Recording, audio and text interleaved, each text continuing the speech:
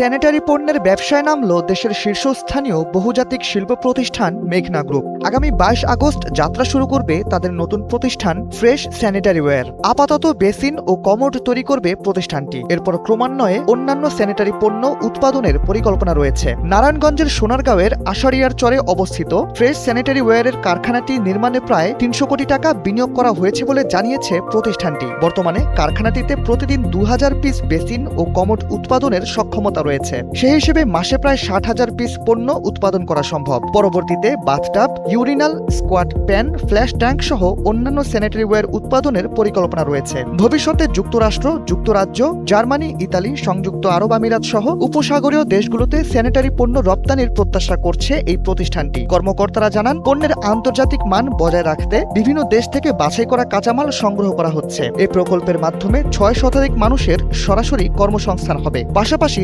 স্থানীয়ভাবে কর্মসংস্থান ও অর্থনৈতিক কর্মকাণ্ড বাড়বে বলে আশা করছেন উদ্যোক্তারা।